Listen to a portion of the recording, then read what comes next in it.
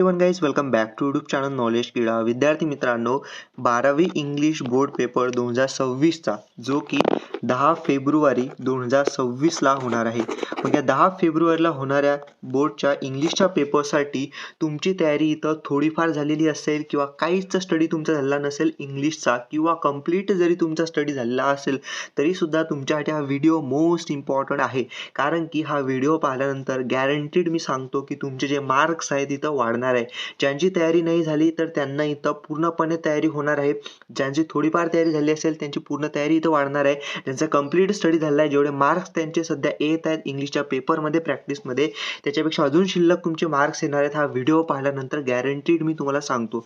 तर पहा, 12वी इंग्लिश बोर्ड पेपरसाठी आतापासून जेव्हा मी इथं व्हिडिओ बनवत आहे, लक्षपूर्वक ऐका, आतापासून जवळपास इथं 2 महिने बाकी आहेत. पण तुम्ही हा व्हिडिओ जेव्हा सुद्धा पाहत असाल, म्हणजे जरी तुमच्या इंग्लिशच्या पेपरसाठी तुमच्याकडे आता 1 महिना 15 दिवस 7 ते 8 दिवस किंवा 2 ते 3 दिवस जरी बाकी असतील आणि तुम्ही हा व्हिडिओ पाहत असाल तर तुम्ही हा व्हिडिओ कंप्लीट पहा, जेणेकरून तुम्हाला 100% मी सांगतो, हे जे मी सांगत आहे तुम्हाला ते फॉलो करायचं आहे. तुम्ही ते फॉलो केलं तर 100% तुमची इथं मार्क्स इथं वाढणार आहे. 12वी इंग्लिश बोर्ड पेपर जो की 10 फेब्रुवारी 2026ला इथं होणार आहे, त्याच्याबद्दल मी इथं सांगत आहे. ओके, तर पहा, आता पहा, इथं आपल्याकडे 3 टाईपचे विद्यार्थी आहेत. कोणते? की ज्यांचं इथं पूर्ण कंप्लीट स्टडी झालेला आहे इंग्लिशच्या पेपरचा.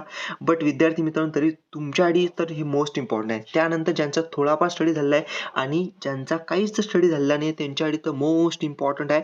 तुम्हाला तर हा व्हिडिओ पाहावाच लागणार आहे, जेणेकरून तुमचे 100% मार्क्स इथं वाढणार आहे. ठीक आहे, तर पहा, मी तुम्हाला काय सांगतो ते लक्षपूर्वक ऐका, जेणेकरून तुमचे मार्क्स इथं गॅरंटीड मी सांगतो वाढणार आहे. ठीक आहे, तर पहा विद्यार्थी मित्रांनो, कोणत्याही पेपरचा स्टडी करण्यासाठी तुमच्याकडे सगळ्यात इम्पॉर्टंट असते की त्याचा पेपर पॅटर्न समजून घेणे. ठीक आहे, आता बघा, सगळ्यात इम्पॉर्टंट मी तुम्हाला सांगत आहे, आपण जे या व्हिडिओमध्ये कव्हर करणार आहे ते सांगतो मी. ठीक आहे, सगळ्यात पहिले इम्पॉर्टंट असते तुमचा पेपर पॅटर्न समजून घेणे. कोणत्याही पेपरचा पेपर पॅटर्न तुम्हाला समजला की या टाईपचे क्वेश्चन तुम्हाला येतात तर तुम्ही तो पेपर इझिली सोडवू शकता. जेव्हा तुम्ही बोर्ड एक्झामला जाता, पेपर तुम्ही पाहता, तुम्हाला समजते की या टाईपचे क्वेश्चन येतात, म्हणून पेपर पॅटर्न समजणे खूप इम्पॉर्टंट आहे. तर सगळ्यात पहिली गोष्ट आपण या व्हिडिओमध्ये पाहणार आहोत ते म्हणजेच की पेपर पॅटर्न कसा असतो. ठीक आहे, त्यानंतर विद्यार्थी मित्रांनो, आपल्याला पाहिजे स्ट्रॅटजी. आपल्याला स्ट्रॅटजी पाहिजे, जो की तुमचा जो 80 मार्काचा पेपर आहे ना, तर 80 मार्काची आपल्याला स्ट्रॅटजी पाहिजे या इंग्लिशच्या पेपरची. ओके, एवढी चांगली स्ट्रॅटजी मी तुम्हाला सांगणार आहे, एवढी स्ट्रॅटजी की जे की तुम्हाला कोणीच सांगणार नाही.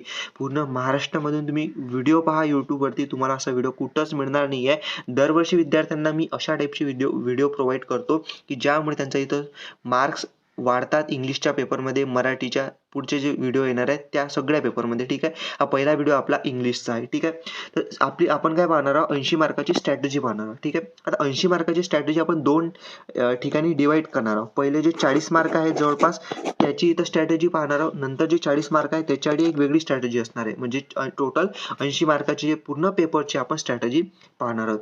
आणि 4 नंबरची सगळ्यात इम्पॉर्टंट गोष्ट, ते जर तुमच्याकडे असेल, जे मी तुम्हाला इथं सांगणार आहे, जे की दरवर्षी विद्यार्थ्यांना मी सांगतो, तर तुम्ही एवढे चांगले मार्क्स आणता आणि एवढ्या कमी वेळेत तुम्ही पेपर सोडवणार आहात. 3 तासाचा पेपर 80 मार्काचा, की तुमचा पूर्ण पेपर चांगला जाणार आहे.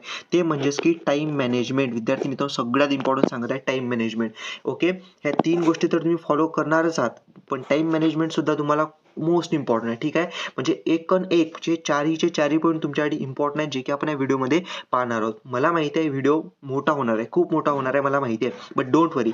मी तुम्हाला सांगतो, तुमचा जर तुम्हाला टाइम वाचवायचा असेल, एक काम करा, हा व्हिडिओ तुम्ही 1.5x स्पीडने पहा. ओके, किंवा ज्यांना 2x स्पीडने समजते त्यांनी हे पहा, पण 1.5x स्पीड इथं बेटर असणार आहे, तुमचा टाइम इथं वाचणार आहे. ठीक आहे, तर चला आपण इथं सुरू करूया आणि आपण इथं सगळ्यात पहिले पेपर पॅटर्न पाहूया. ठीक आहे, आणि मोस्ट इम्पॉर्टंट म्हणजे पहा, तुमच्याकडून मला काहीच नाही पाहिजे, एकदम फ्रीमध्ये सगळे व्हिडिओ मी तुम्हाला देत आहे, स्ट्रॅटेजी देत आहे. ठीक आहे, कारण की मला माहिती आहे शेवटच्या वेळेमध्ये जास्तीत जास्त असे विद्यार्थी असतात की त्यांचा इंग्लिशचा आणि मराठीचा बाकीच्या सब्जेक्टचा अभ्यास झाला असते, पण इंग्लिश आणि मराठी 2 विषय असतात की त्याचा जास्त चांगला ते अभ्यास करू नाही शकत. ठीक आहे, शेवटीच अभ्यास करतात. पण डोंट वरी, मी आहे तुमच्यासाठी, मी तुम्हाला सांगणार. तुमच्याकडून फक्त एक गोष्ट पाहिजे. ठीक आहे, पहा, दरवर्षी प्रत्येक इंग्लिश किंवा मराठीचा व्हिडिओ जवळपास 2 ते 2.5 किंवा 3 लाखापर्यंत विद्यार्थी प्रत्येक एक व्हिडिओला व्ह्यूज येतात, म्हणजे काय तेवढे विद्यार्थी पाहतात. ठीक आहे. तर विद्यार्थी मित्रांनो, एक टार्गेट मला ठेवायचं आहे की हा व्हिडिओ आपला जास्तीत जास्त विद्यार्थ्यांपर्यंत पोहोचला पाहिजे. त्यासाठी तुम्हाला एक काम करायचं आहे. ठीक आहे. सगळ्यात एक काम करायचं आहे, त्यामुळे सगळ्यात पहिल्या व्हिडिओला तुम्ही काय करून ठेवा, लाईक करा. हा 100% तुम्ही इथं लाईक करून ठेवा. सगळ्यांनी जेवढे पाहता सध्याच लाईक करा. ठीक आहे.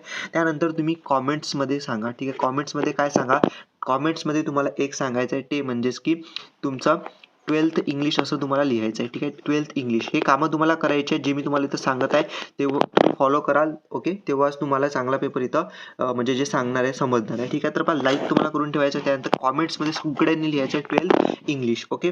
12th इंग्लिश लिहायचं आहे. आणि त्यानंतर मोस्ट इम्पॉर्टंट आपलं टार्गेट आहे विद्यार्थी मित्रांनो, हा व्हिडिओ जवळपास 1 मिलियन विद्यार्थ्यांपर्यंत पोहोचला पाहिजे. कारण की जवळपास 12वीचे विद्यार्थी मित्रांनो, जवळपास इथं 15 ते 20 लाख विद्यार्थी, 15 ते 16 लाख विद्यार्थी इथं दरवर्षी 12वीची बोर्ड एक्झाम इथं देतात. म्हणून विद्यार्थी मित्रांनो, 1 मिलियन तर म्हणजे असं नाही ना, एक विद्यार्थी मला माहिती आहे 2-2 वेळ जरी व्हिडिओ पाहत असतो. ठीक आहे. म्हणजे 1 मिलियन म्हणजेच काय, 10 लाख विद्यार्थ्यांनी हा व्हिडिओ पाहायला पाहिजे, एवढं आपलं इथं टार्गेट आहे. ठीक आहे. म्हणून जास्तीत जास्त व्हिडिओ एवढा शेअर करा सगळ्या ग्रुपवरती, कारण की हा खूप इम्पॉर्टंट इथं आहे. ठीक आहे. तर पहा, चला आपण सुरू करूया.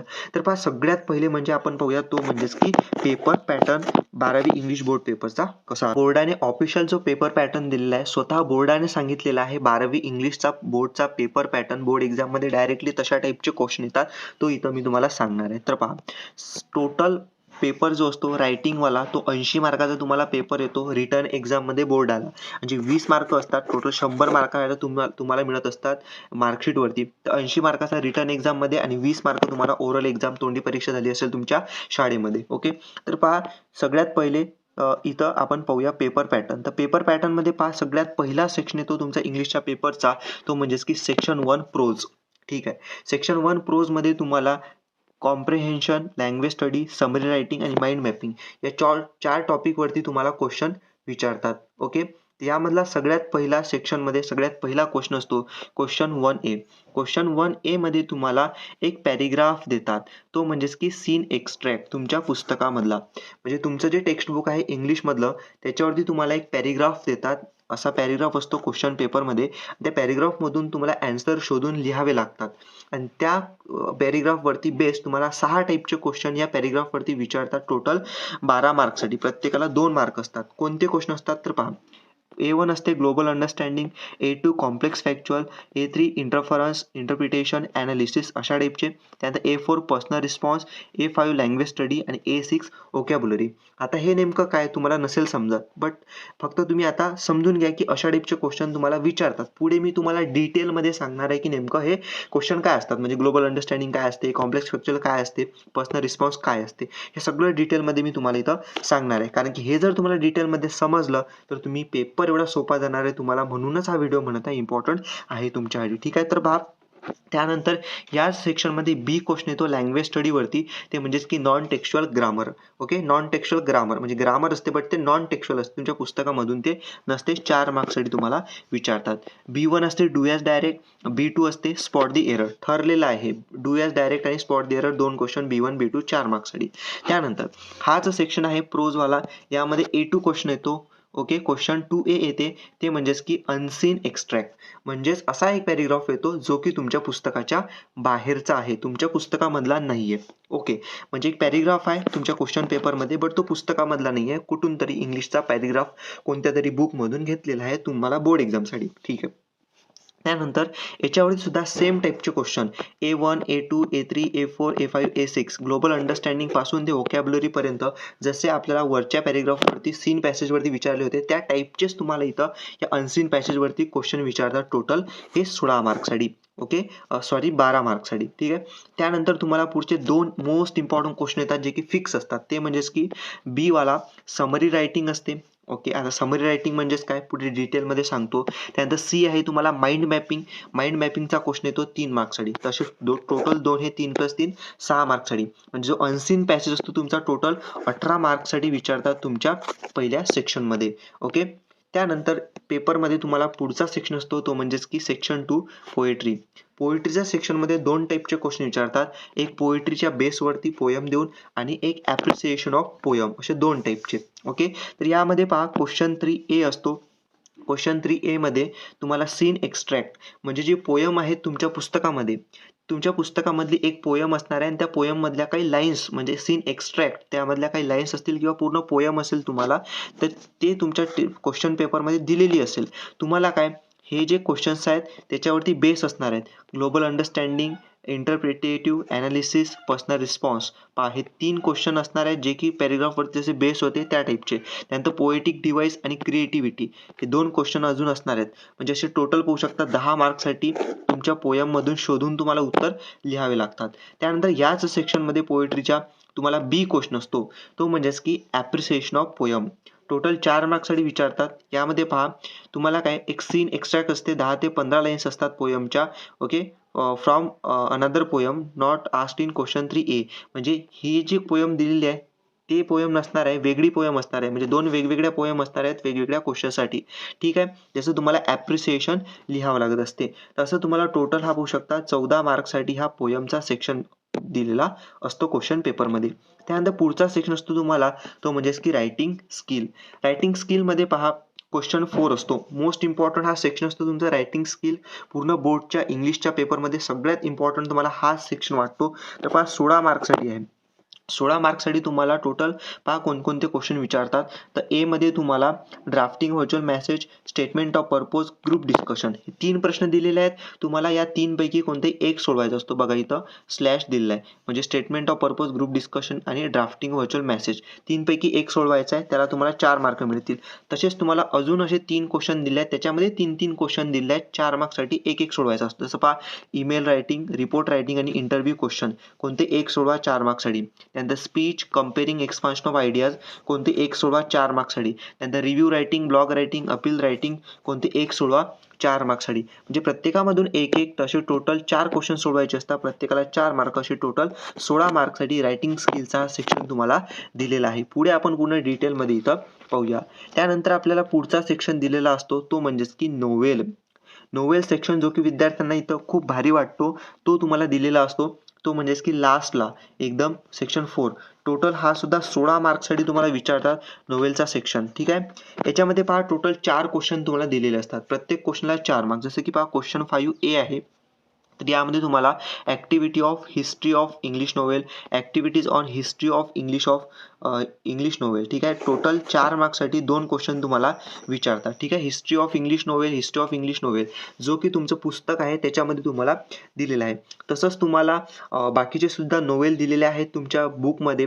जसं की around the world in 80 days, the 4 sign. Okay, अशा टाईपचे तुम्हाला नोवेल दिलेले आहेत ना. तर ते तुम्हाला म्हणजे टू सर विथ लव हे एक नोवेल आहे. असे 4 तुम्हाला नोवेल दिलेले आहेत. त्याच्यावरती प्रत्येक नोवेलवरती 4-4 मार्क्ससाठी क्वेश्चन विचारतात. Total 16 marks. जसं क्वेश्चन 5A आहे तर क्वेश्चन 5B, नंतर क्वेश्चन 5C आणि क्वेश्चन 5D असे 4 क्वेश्चन तुम्हाला दिलेले असतात. प्रत्येकाला 4 मार्क असे 16 मार्क्ससाठी. तर विद्यार्थी मित्रांनो हा पेपर पॅटर्न मी तुम्हाला सांगितलेला आहे जो की पूर्ण टोटल 80 मार्काचा तुमचा बोर्ड एक्झाममध्ये आलेला असतो. ओके, तर पेपर पॅटर्न मी तुम्हाला आता सांगितला. आता पेपर पॅटर्न झाल्यानंतर आपल्याला मोस्ट इम्पॉर्टंट गोष्ट पाहिजे आहे ते म्हणजेच की टोटल 80 मार्कची स्ट्रॅटजी. जर टोटल 80 मार्काचा तुमचा इंग्लिशचा पेपर येणार आहे तर 80 मार्काची आपल्याला स्ट्रॅटजी पाहिजे आणि हे 2 टाईपमध्ये आपण डिवाइड केली आहे.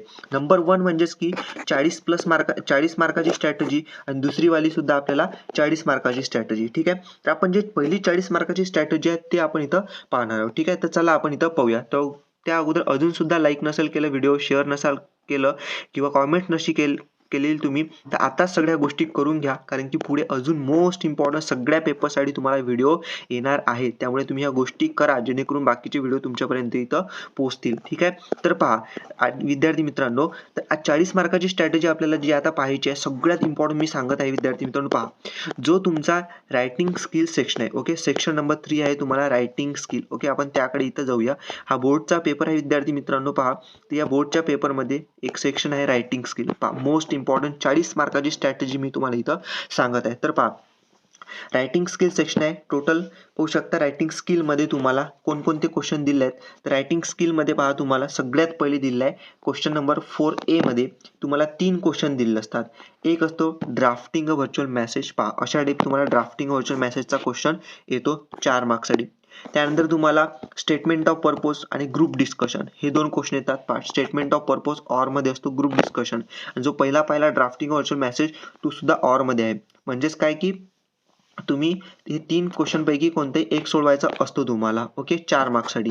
ठीक आहे. त्यानंतर पहा तुम्हाला बाकीचे सुद्धा दिलेले आहेत. बी मध्ये तुम्हाला पाहू शकता ईमेल रायटिंग, रिपोर्ट रायटिंग आणि इंटरव्ह्यू क्वेश्चन हे 3 तुम्हाला दिले आहेत. पहा इंटरव्ह्यू क्वेश्चन.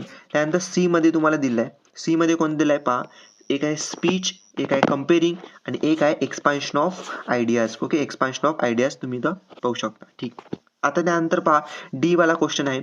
डी वाला आहे तुम्हाला रिव्ह्यू रायटिंग, त्यानंतर ब्लॉग रायटिंग आणि लास्टला आहे तुम्हाला अपील रायटिंग. ठीक आहे. आता तुम्ही म्हणत असाल दादा हे आम्हाला पुन्हा पुन्हा तुम्ही का सांगत आहात, कारण की अगोदरच पेपर पॅटर्नमध्ये आपण हे पाहिलं, पण पुन्हा पुन्हा मी तुम्हाला यासाठी सांगत आहे विद्यार्थी मित्रांनो, हे जे 16 मार्कचे रायटिंग स्किल्सचे क्वेश्चन आहेत हे फिक्स आहे विद्यार्थी मित्रांनो. फिक्स कसं काय सांगत आहे मी तुम्हाला, तर पहा जसं आपण पेपर पॅटर्न पाहिला. पेपर पॅटर्न का पाहिला, कारण की तुम्हाला सांगण्यासाठी की बाबा रायटिंग स्किलमध्ये तुम्हाला हे जे 16 मार्क्ससाठी 12 क्वेश्चन विचारतात, कोणते 4 सोडवायचे असतात, त्या क्वेश्चनच्या टाईपमध्ये फिक्स आहे. आता मी फिक्स का म्हणत आहे पहा सांगतो तुम्हाला. समजा फॉर एक्झाम्पल कोणताही क्वेश्चन पकडा तुम्ही रायटिंग स्किल मधला, कोणताही पकडा. आपण फॉर एक्झाम्पल एखादा क्वेश्चन पकडूया. ठीक आहे. जसं फॉर एक्झाम्पल आपल्याला समजा एक क्वेश्चन आहे ईमेल रायटिंग, म्हणजे तुम्हाला लवकर समजेल म्हणून मी ईमेल रायटिंग इथं घेतो. ठीक आहे. ईमेल रायटिंगचा क्वेश्चन तुम्हाला दिलाय. आता ईमेल रायटिंग मध्ये तुम्हाला काय दिलंय की ईमेल राईट करायचं आहे तुम्हाला. ठीक आहे. Draft email to manager of a company. Okay, एक कंपनीचा मॅनेजर आहे, तुम्हाला त्याला ईमेल लिहायचा आहे. टू रिक्वेस्ट, कशासाठी, to request him or her, okay, to give an opportunity as an apprentice to serve you as experience for your career development. म्हणजे तुम्हाला एक ईमेल लिहायचा आहे मॅनेजर ऑफ अ कंपनी, मॅनेजरला कंपनीच्या, की मला एक अप्रेंटिस म्हणून तुमच्या कंपनीमध्ये ऑपॉर्च्युनिटी द्या, जेणेकरून मी एक एक्सपिरियन्स घेईल आणि माझ्या करिअरमध्ये मला डेव्हलपमेंट होणार आहे. ठीक आहे. असं तुम्हाला ईमेल पाठवायचा आहे मॅनेजरला. ठीक आहे. आता टॉपिक साईडला ठेवा तुम्ही की बाबा हां ठीक आहे, मॅनेजरला ईमेल पाठवायचा आपल्याला अप्रेंटिस म्हणून, म्हणजे एक इंटर्नशिपसाठी आपल्याला ऑपॉर्च्युनिटी द्यावा तुमच्या कंपनीमध्ये, असं आपल्याला ईमेल पाठवायचा आहे. ठीक, हा टॉपिक आहे. टॉपिक वेगळा झाला आणि ईमेल वेगळं झालं. म्हणजेच काय, ईमेल तर फिक्स आहे, ईमेल रायटिंग फिक्स आहे, टॉपिक तुमचा बदलणार आहे. कसं पहा, समजा आता ईमेल तुम्हाला माहिती आहे प्रत्येकाकडे मोबाईल आहे, प्रत्येकाकडे जीमेल आय डी आहे.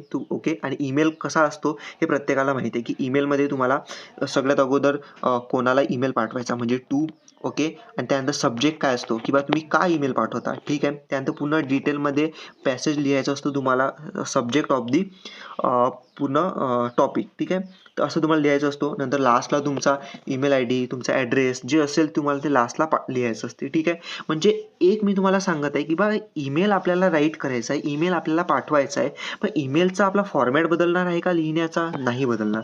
ईमेलचा फॉर्मॅट इथं लिहिण्याचा नाही बदलणार. म्हणजे ईमेलचं जे ईमेल रायटिंग येणार आहे पेपरमध्ये, त्याचं जे आपण ॲन्सर लिहिणार आहे, त्याचा जो ॲन्सर लिहिण्याचा फॉर्मॅट आहे तो बदलणार नाही आहे, तो चेंज होणार नाही आहे. आता तुम्ही मोबाईलमध्ये आहे, समजा ईमेल आपल्याला पाठवायचा आहे, हा या टॉपिकवरती ईमेल आहे की बा आम्हाला अप्रेंटिस म्हणून एक ऑपॉर्च्युनिटी द्या कंपनीमध्ये, इंटर्नशिप म्हणून आपल्याला ऑपॉर्च्युनिटी द्या, असं तुम्हाला ईमेल पाठवायचं एखाद्या कंपनीच्या मॅनेजरला. मग आता तुम्ही जाल ईमेलमध्ये गेल्यानंतर तुम्ही काय कराल की बा टू. ठीक आहे. म्हणजे टू म्हणजे ज्याला ईमेल पाठवायचा कंपनीच्या मॅनेजरला त्याचा ईमेल लिहाल. त्यानंतर सब्जेक्ट लिहाल की give me opportunity as a apprentice in your company. Okay, त्यानंतर पुन्हा डिटेलमध्ये लिहाल की हा हे माझ्या क्वालिफिकेशन्स आहेत आणि मला का तुमच्या कंपनीमध्ये काम करायची इच्छा आहे आणि तुम्ही मला का सिलेक्ट केलं पाहिजे, असं तुम्ही लिहाल. ठीक आहे. त्यानंतर पुन्हा डिटेलमध्ये माहिती लिहाल, अटॅच कराल फाईल्स की हां 12वीची मार्कशीट, 10वीची मार्कशीट किंवा अजून काही एक्सपिरियन्स सर्टिफिकेट जे असेल तुमच्याकडे ते तुम्ही अटॅच करा. ओके, म्हणजे ह्या काय झाला, मी सांगत आहे तुम्हाला ईमेल तुम्ही राईट करता त्या कंपनीच्या मॅनेजरला. ठीक आहे, तुमच्या मोबाईलमध्ये. ठीक आहे. आता या टॉपिकवरती तुम्ही असा ईमेल पाठवता. ओके, आता एक समजा फॉर एक्झाम्पल दुसरा टॉपिक आहे. ओके, समजा फॉर एक्झाम्पल दुसरा टॉपिक आहे एखादा. ठीक आहे. जसं की समजा तुम्ही एक IT कंपनी आहे आणि IT कंपनीमध्ये तुम्ही एक रिक्वेस्ट टाकता की हां मला तुम्ही जॉबसाठी रोल आहे का तुमच्याकडे, एक तुम्हाला म्हणजे काय करायचं आहे, क्वेरी रेज करायची की हां तुमच्याकडे जॉबसाठी एखादी ऑपॉर्च्युनिटी आहे का IT कंपनीमध्ये, तर आपण क्वेरी रेज करता.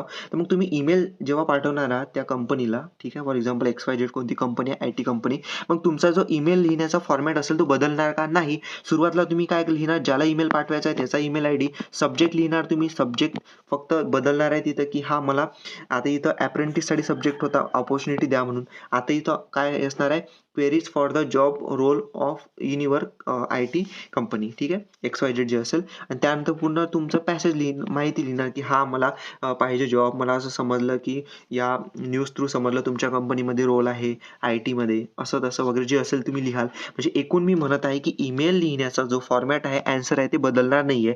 म्हणून मी इथं म्हणत आहे की ईमेल रायटिंग फिक्स क्वेश्चन आहे. समजलं तुम्हाला? ठीक आहे. आता दुसरा कोणताही क्वेश्चन घ्या तुम्ही रायटिंग स्किलमध्ये. आता रिपोर्ट रायटिंग आहे. रिपोर्ट रायटिंग म्हणजेच काय की होऊ शकता क्वेश्चन दिलाय की imagine your class attended a session on how to win conducted by an expert speaker. Write a report on session specially the relevant points in about 150 words. Report writing करायचं आहे. Report writing म्हणजेच काय की तुम्हाला एक report तयार करायचा आहे की हा हे जे इथं काय अटेंड करण्यात आला होता सेशन की how to win conducted by an एक एक्सपर्ट स्पीकर. आता तुम्ही जे रिपोर्ट लिहिणार आहे, रिपोर्टमध्ये मग आता हा जो सेशन आहे, सेशनचा टॉपिक कोणता होता? ओके, टॉपिक सब्जेक्ट म्हणजे टॉपिक, त्यानंतर डेट लिहिणार तुम्ही. ओके, डे लिहिणार, डेट लिहिणार. ओके, त्यानंतर पूर्ण मेसेज ऑफ दी बॉडी, त्यानंतर तुम्ही जे असेल डेट वगैरे असेल. ठीक आहे, तर रिपोर्ट तुम्ही पूर्ण कम्प्लिटली लिहिणार. म्हणजे रिपोर्ट लिहिण्याचा फॉर्मॅट सुद्धा इथं बदललेला नाही आहे. ओके, त्यानंतर इंटरव्ह्यू क्वेश्चन. ठीक आहे, त्यानंतर तुम्हाला स्पीच झालं. आता स्पीच तुम्ही कसं लिहाल? स्पीच म्हणजे भाषण मराठीमध्ये. स्पीच कसं लिहाल? जो टॉपिक असेल वरती हेडिंग टाकाल स्पीचचं तुम्ही. त्यानंतर तुम्ही जे असं स्टार्टिंग कराल स्पीचची, त्यानंतर तुम्ही जे स्पीच आहे टॉपिकवरती ते द्याल आणि लास्टला तुम्ही म्हणाल थँक्यू वगैरे. म्हणजे काय फॉर्मॅट इथं बदललेला नाही आहे. म्हणजे मी एकूण म्हणत आहे की रायटिंग स्किलमध्ये जे तुम्हाला 12 क्वेश्चन दिले आहे, drafting, virtual message, statement of purpose, group discussion, email writing, report writing, interview question, speech, comparing, expansion of ideas, review, blog आणि अपील रायटिंग. हे 12 क्वेश्चन आहेत. 12 पैकी 4 सोडवायचे असतात आणि 16 मार्क्ससाठी असतात. प्रत्येकाला 4 मार्क हे फिक्स आहेत विद्यार्थी मित्रांनो. मग आता तुम्हाला काय करायचं आहे? तुम्हाला या सगळ्या क्वेश्चनची प्रॅक्टिस तुम्हाला करायची आहे. जेवढी प्रॅक्टिस होत असेल तेवढी तुम्हाला प्रॅक्टिस करायची आहे. फॉर एक्झाम्पल आपण पकडूया की ड्राफ्टिंग व्हर्च्युअल मेसेज हा क्वेश्चन आहे. तर तुम्हाला ड्राफ्टिंग व्हर्च्युअल मेसेजचे 10 एक्झाम्पल तुम्ही सॉल्व्ह करा. 10 एक्झाम्पल तुम्ही सॉल्व्ह करा. आता 10 एक्झाम्पल तुम्ही कुठून सॉल्व्ह कराल? तुमच्याकडे 21 नवनीत अपेक्षित असेल, तुमच्याकडे पास्ट इयरचे क्वेश्चन पेपर्स असतील, तुमच्याकडे सॅम्पल पेपर्स असतील, तुमच्याकडे तुमच्या स्कूलमध्ये जे टर्म एक्झाम झालेले आहेत त्याचे क्वेश्चन पेपर असतील, युनिट टेस्ट झाली असेल त्याचे क्वेश्चन पेपर असतील, तुमच्याकडे नोट्स असतील शिकवले शाळेमध्ये किंवा क्लासमध्ये. तर या सगळ्यामधून तुम्हाला जेवढे होत असतील कमीत कमी 10 एक्झाम्पल तुम्ही प्रॅक्टिस करा ड्राफ्टिंग व्हर्च्युअल मेसेजचे. ठीक आहे, असंच तुम्हाला बाकीच्या सगळ्या क्वेश्चनसाठी करायचं आहे. ड्राफ्टिंग व्हर्च्युअल मेसेज झालं, statement of purpose, group discussion, email writing, report writing, interview question, speech, comparing, expansion of ideas, review, blog, appeal. या सगळ्या क्वेश्चनचे प्रत्येकी 10 क्वेश्चन तुम्ही इथं प्रॅक्टिस करा. 100% सांगतो, हे 16 मार्क्स तुमचे एकदम फिक्स आहेत. ठीक आहे, आपण 40 मार्काची स्ट्रॅटेजी पाहत आहोत. पहिल्या पार्टमध्ये लक्षात ठेवा, इथं 16 मार्क्सचे आपण इथं पाहिलेलं आहे. तर रायटिंग स्किल तुम्हाला समजलं. 12 क्वेश्चनसाठी काय करायचं? ठीक आहे, कॉमेंट्समध्ये सांगा तुम्हाला जर समजलं असेल की हा दादा समजलं आम्हाला रायटिंग स्किलसाठी काय करायचं आहे. ठीक आहे, रायटिंग स्किल समजलं असं मला कॉमेंट्समध्ये नक्की सांगा. ठीक आहे, आणि अजून तुम्ही व्हिडिओ शेअर नाही केला असेल तर पहा मी किती इम्पॉर्टंट सांगते तुम्हाला. सगळीकडे शेअर करा, रिक्वेस्ट आहे तुम्हाला, कारण की असा व्हिडिओ तुम्हाला कुठंच मिळणार नाही आहे. ठीक आहे, तर चला पुढे पाहूया आपण अजून आपल्या बाकीच्या मार्क्सची स्ट्रॅटेजी राहिलेली आहे. ठीक आहे, आता पुढच्या मार्क्सची क्वेश्चनची स्ट्रॅटेजी पहा. ठीक आहे, तर पुढे कोणते क्वेश्चन येतात पहा. तर पुढे येतात तुम्हाला ते म्हणजेच की पोयम सेक्शनमध्ये. जो पोयम सेक्शन आहे, पोयम सेक्शनमध्ये तुम्हाला मी पेपर पॅटर्न पाहताना सांगितलं की 2 टाईपवरती क्वेश्चन विचारतात.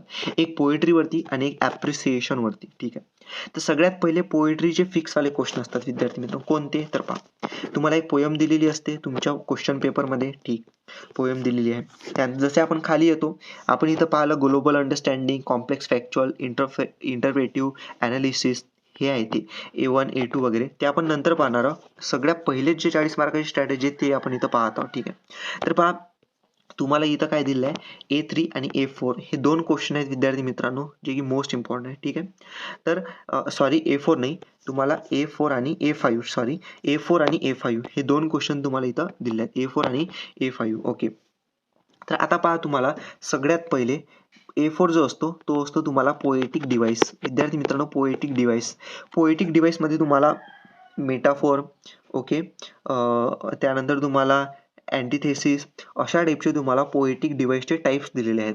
तुम्हाला पोएटिक डिव्हाइसचे टाईप्स हे फिक्स आहेत. ओके, ते तुम्हाला अभ्यासायचे आहेत. ठीक आहे ना, पर्सॉनिफिकेशन, अशा टाईपचे तुम्हाला पोएटिक डिव्हाइसचे टाईप्स आहेत. ज्यांनी ग्रामर वगैरे शिकलेलं आहे ना त्यांना माहिती आहे. ठीक आहे. तर हे तुम्हाला 2 मार्क्ससाठी येते, फिक्स आहे विद्यार्थी मित्रांनो. आणि याची तुम्हाला फक्त आणि फक्त काय करायचं आहे, एक्झाम्पल सॉल्व्ह करायचे आहेत. पोएटिक डिवाइस लक्षात ठेवा, पोएटिक डिवाइस मी सांगत आहे तुम्हाला इथं पेपर पॅटर्न पाहताना आपण पाहिलेला आहे. A4 मध्ये पोएटिक डिवाइस हे क्वेश्चन तुम्हाला विचारतात. ठीक आहे. पर्सॉनिफिकेशन, अँटिथेसिस अशा टाईपचे. ठीक आहे. त्यानंतर पाहू शकता A5 सगळ्यात इझी क्वेश्चन येतो तुम्हाला A5 पोयमच्या सेक्शनमध्ये A5. ठीक आहे. यामध्ये फक्त स्वतःचा दिमाग तुम्हाला इथं लावावा लागतो. कसा पहा, तर पहा यामध्ये ना तुम्हाला एक टॉपिक दिला जातो A5 मध्ये.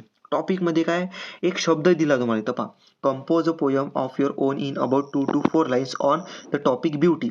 म्हणजे तुम्हाला एक टॉपिक दिला, म्हणजे टॉपिक म्हणजे एक शब्दच दिला फक्त, ब्युटी. या ब्युटीवरती तुम्हाला काय करायचं आहे, 2 ते 4 लाईन तुम्ही पोयमच्या तयार करावा असं त्या क्वेश्चन मध्ये सांगितलेलं आहे. आता पहा मोस्ट इम्पॉर्टंट, तुम्हाला 2 ते 4 लाईन सांगितल्या, बट तुम्ही 4 लाईन पोयमच्या इथं तयार करायच्या. हां, तेवढे तुम्हाला इथं चालवावी लागेल तुमचं थोडाफार माइंड, आणि यामध्ये पोयमच्या लाईन तयार करावं लागतील. पोयमच्या लाईन तयार करताना 2च गोष्टी लक्षात ठेवा, की जे तुम्ही पोयमच्या लाईन तयार करणार त्याला इथं काय असला पाहिजे, मीनिंग असलं पाहिजे. सगळ्यात पहिली गोष्ट याला मीनिंग असलं पाहिजे. ठीक आहे. त्यानंतर दुसरी गोष्ट असली पाहिजे इथं रायमिंग वर्ड्स. रायमिंग वर्ड्स तुमचे मॅच केले पाहिजे. त्यात रायमिंग वर्ड्स म्हणजेच काय, एवढं तर तुम्हाला समजलंच असेल. इंग्लिशचा जर पेपर तुम्ही देत असाल, इंग्लिशचा स्टडी करत असाल, रायमिंग वर्ड्स म्हणजे जे शेवटचे 2 शब्द असतात प्रत्येक लाईन्सचे, ते इथं त्याचा आपण उच्चार करताना ओके, तर ते त्याचा सेम असं वाटलं पाहिजे की हा उच्चार सेम आहे. जसं पहा मी इथं तयार केलंय स्वतः ब्युटी शब्दावरती. ब्युटी शब्दावरती मी काय तयार केलं पहा, beauty in flower, nature's lovely powers. Okay. त्यानंतर morning light shower, grace in all hours. Okay, grace in all hours हे मी स्वतः तयार केलं इथं. ठीक आहे. 4 लाईन्स तेव्हाच्या तेव्हा स्वतः तयार केलं, म्हणजे याचं मिनिंग बी होत आहे आणि रायमिंग बी जुळत आहे. मिनिंग काय, फ्लावरवरती, फ्लावरच्या ब्युटीवरती मी तयार केलं, आणि रायमिंग वर्ड सुद्धा पाहू शकता, हवर, शॉवर, फ्लावर, पॉवर असं काय उच्चार सुद्धा येत आहे, म्हणजे रायमिंग वर्ड सुद्धा जुळत आहेत. तर हे तुम्हाला फिक्स असते. याची सुद्धा तुम्हाला प्रॅक्टिस करणं गरजेचं आहे. तुमच्या नोट्समध्ये वगैरे सगळं मध्ये तुम्हाला दिलं आहे, प्रॅक्टिस तुम्हाला करणं इथं गरजेचं आहे. ठीक आहे. त्यानंतर पुढचा क्वेश्चन पहा, फिक्सवाला सांगत आहे मी इथं, ते म्हणजेच की ॲप्रिसिएशन ऑफ पोयम. पोयमच्या सेक्शनमध्ये तुम्हाला विचारतात, ते म्हणजेच की ॲप्रिसिएशन ऑफ पोयम. पहा, ॲप्रिसिएशन हा क्वेश्चन आहे. ॲप्रिसिएशनमध्ये काय दिलेलं असते, तर तुम्हाला एक हे दिलेली असते, पोयम दिलेली असते. पाहू शकता हे पोयम दिलेली असते, आणि या पोयमवरती तुम्हाला ॲप्रिसिएशन लिहायचं असते. ॲप्रिसिएशन म्हणजेच काय, की ॲप्रिसिएशन लिहिण्याचा एक फॉर्मॅट असतो. कसा, तर ॲप्रिसिएशन लिहिण्याचा फॉर्मॅट असतो की पहिले तुम्हाला the name of the poem और पोएट, जसं समजा आता हे पोयम दिले आहे, याचं काय, द पाहू शकता, the Inchcape rock. Okay, the Inchcape rock. Okay, उच्चार थोडा चुकीचा होत असेल, बट अशा या कवितेचं हे नाव आहे. ठीक आहे, पोयमचं हे नाव आहे. ठीक आहे. त्यानंतर इथं पाहू शकता पोयमचं नाव आपण लिहिलं, त्यानंतर तुम्हाला पोयमचे फीचर लिहावे लागतात. ओके, स्पेशल फीचर लिहावे लागतात. नंतर थीम लिहायची असते, थीम, सेंट्रल आयडिया तुम्हाला लिहायचं असते या पोयमचं. त्यानंतर पोएटिक डिवाइस तुम्हाला या पोयमचं लिहायचं असते. ओके, पोएटिक डिवाइस तुम्हाला लिहायचं असते. त्यानंतर मॅसेज फ्रॉम पोयम असा फॉर्मॅट असतो तुम्हाला हे पोयमचं ॲप्रिसिएशन लिहिताना. तर विद्यार्थी मित्रांनो, हा ॲप्रिसिएशन सुद्धा फिक्स आहे. मग आता तुम्हाला काय करायचं आहे पहा, जेवढ्या पोयम तुमच्या टेक्स्टबुकमध्ये 12वीच्या इंग्लिशच्या बोर्डच्या पेपरमध्ये मोस्ट इम्पॉर्टंट मी सांगत आहे, जेवढ्या तुम्हाला पोयम दिलेल्या आहेत त्या सगळ्या पोयमचं ॲप्रिसिएशन तुम्ही प्रॅक्टिस करून जा. सगळ्या पोयमचं जेवढे तुम्हाला, मला असं वाटतं तुम्हाला टोटल 8 पोयम दिलेल्या आहेत इंग्लिशच्या, त्या सगळ्या पोयमचं तुम्हाला ॲप्रिसिएशन तुम्हाला करून जायचं आहे, म्हणजे तुम्हाला प्रॅक्टिस करून जायचं आहे. कारण की 1 तर 100% येणार आहे ना. जर तुम्हाला 4 मार्क पाहिजे असतील, एवढं तुम्हाला करावंच लागणार आहे. कारण की ॲप्रिसिएशन ठरलेलं आहे, फिक्स आहे, कोणत्या एका पोयमवरती येणार आहे.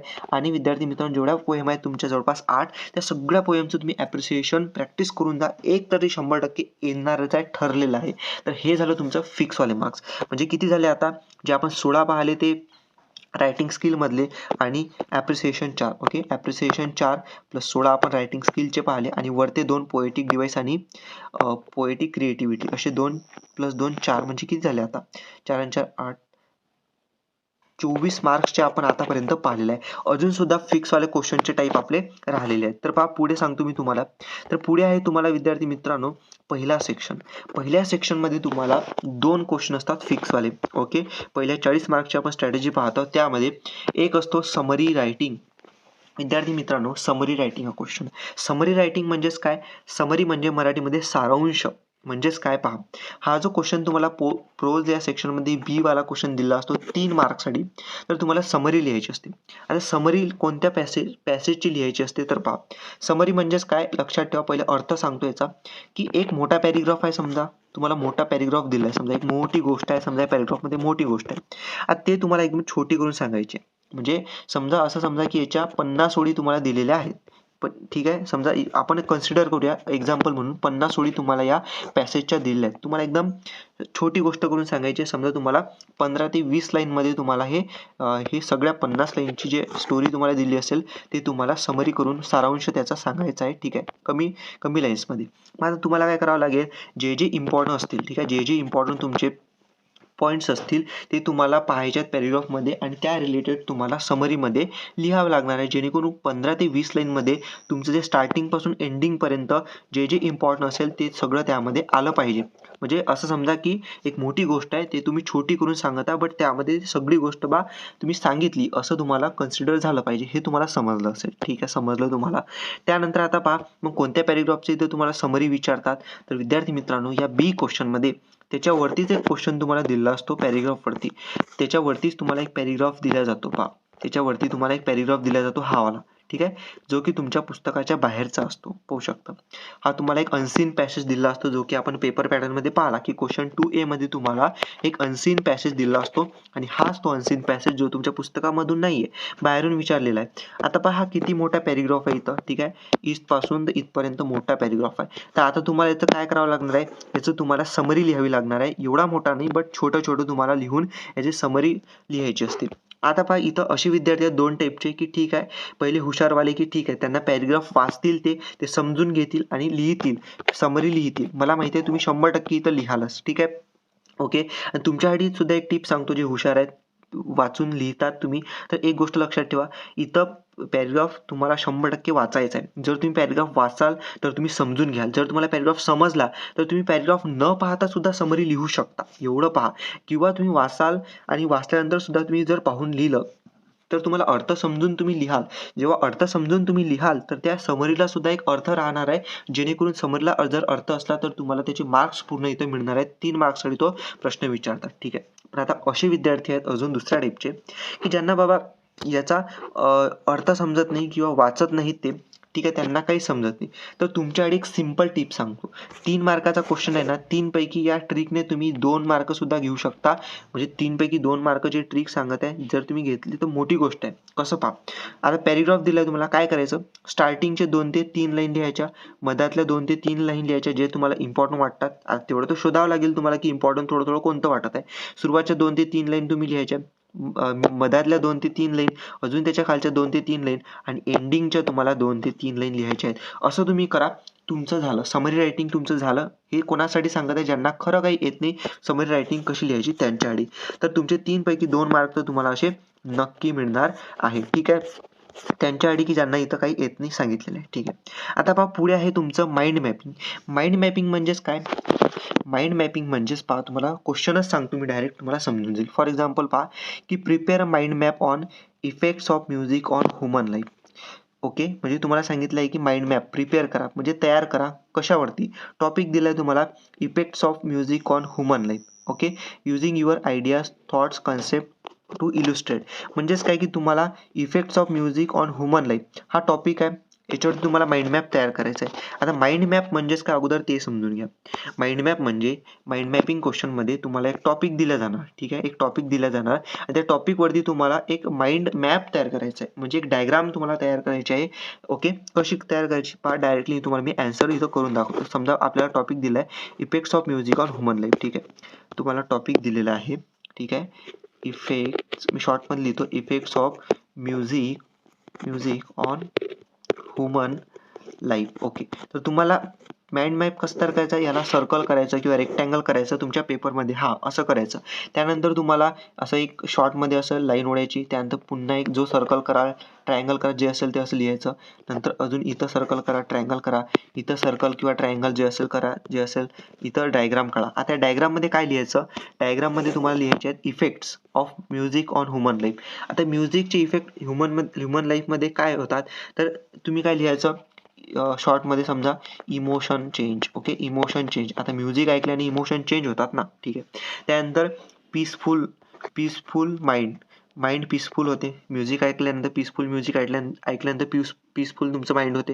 त्यानंतर एनर्जेटिक फील, म्हणजेच एनर्जेटिक म्युझिक ऐकल्यानंतर तुम्ही एनर्जेटिक फील करता, ठीक आहे.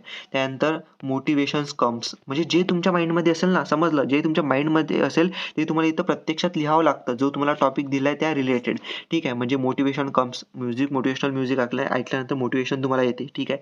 तर अशा टाईपचे तुम्हाला त्या टॉपिक रिलेटेड जे सुद्धा माइंडमध्ये तुम्हाला येते ते तुम्हाला लिहायचं आहे. आणि एकदम सोपी टॉपिक आहे विद्यार्थी मित्रांनो हा माइंड मॅपिंगचा. ओके, तर मी तुम्हाला सांगितले आता आहे किती 3+3 6 मार्क्ससाठी तुम्हाला इथं सांगितलेलं आहे. म्हणजे अगोदर आपण पाहिलं writing skill, appreciation, creativity, poetic device आणि आता समरी रायटिंग आणि माइंड मॅपिंग असे टोटल ते 24 पाहिले होते आणि हे 6 टोटल 30 मार्काचे आपले फिक्सवाले क्वेश्चन, जी पहिली स्ट्रॅटेजी आपण पाहतो त्यामध्ये हे 30 वाले क्वेश्चन फिक्स झाले इथं, ठीक आहे. मी तुम्हाला सांगत आहे 30 वाले क्वेश्चनचे मार्क्स इथं फिक्स आहेत, ठीक आहे. आता पुढे कोणते येतात तुम्हाला, जवळपास आपण 40 मार्काची पहिली स्ट्रॅटेजी पाहतो त्यामध्ये.